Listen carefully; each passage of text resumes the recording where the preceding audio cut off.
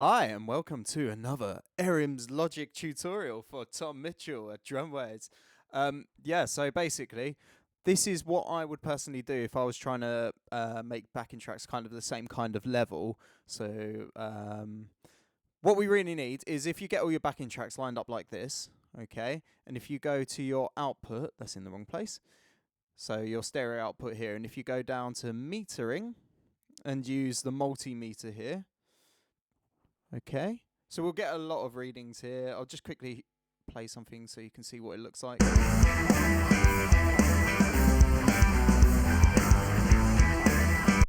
Okay, well, that was your song, wasn't it?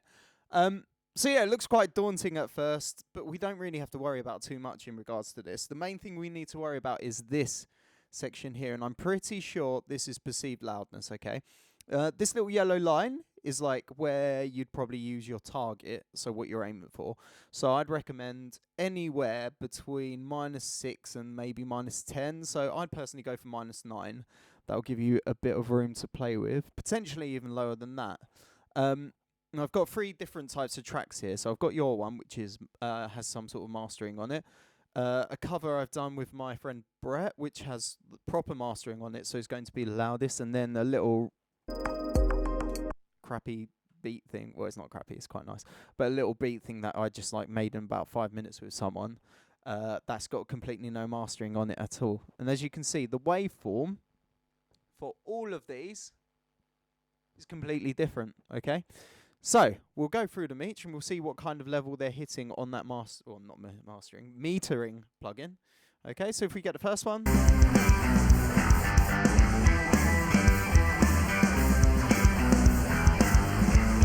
Okay, so that's hitting a -9 roughly, which is, pretty good.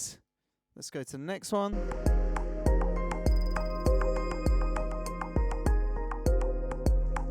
Okay. That's very quiet, -16. Okay, and finally, let's go to a loud bit of this.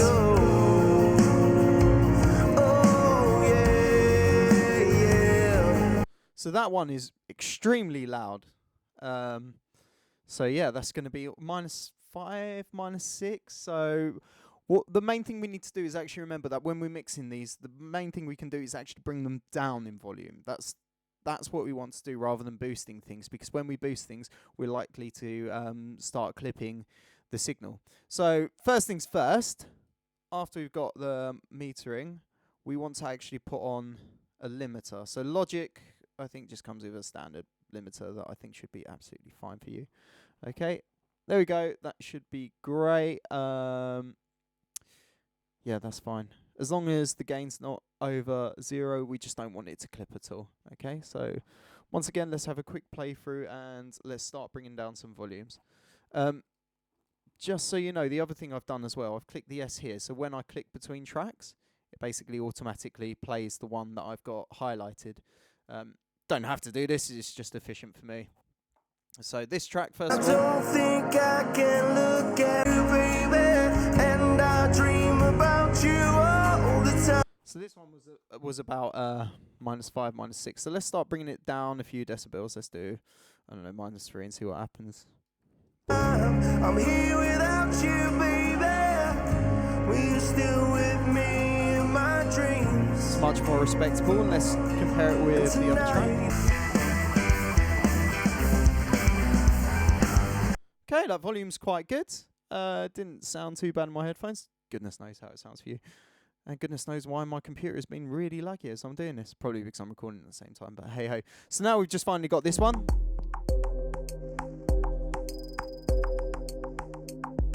Now we can probably boost this.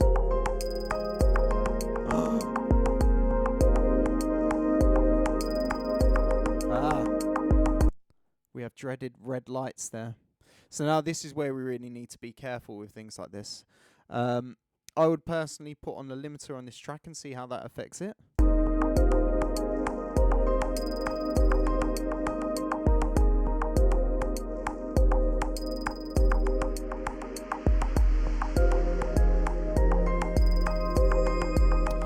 See, now with a track like this, because it hasn't got mastering, even though it is quieter as perceived by our ears, is actually clipping the signal.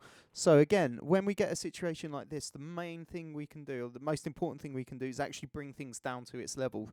So though the ideal thing would be to bring everything to around -9, -10 dB, in this case we're unfortunately going to have to bring everything down, okay? And it's important to remember downwards is always the better direction in regards to this, because the last thing you want to do is have, a backing track that's just like coming out of speakers, okay?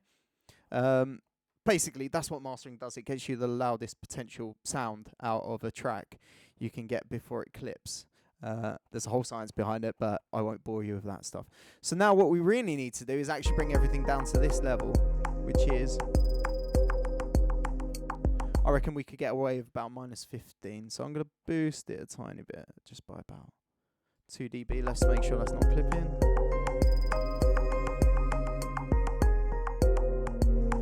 A little bit, but that's absolutely fine because we're running it into a limiter, so that should take care of that. Okay, and then if we go to the other one, so what was it again? Completely forgot to look. Alright, -13, so that's not too bad. So let's bring the other tracks down. So we've got the louder track here, which has now disappeared all the way up there just because it hates me. Thanks, track.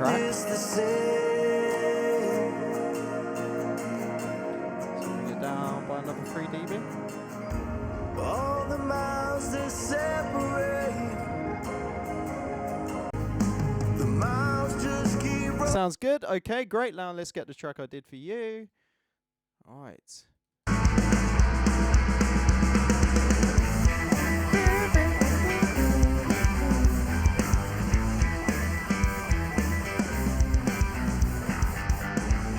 So remember, always looking here. Now let's start dancing between the tracks.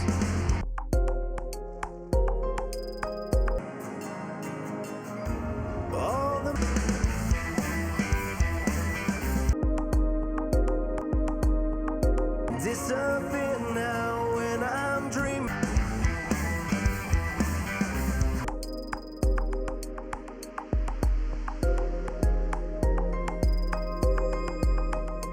Think about you, baby, and I dream about you all the time. I'm here without you, baby. We still.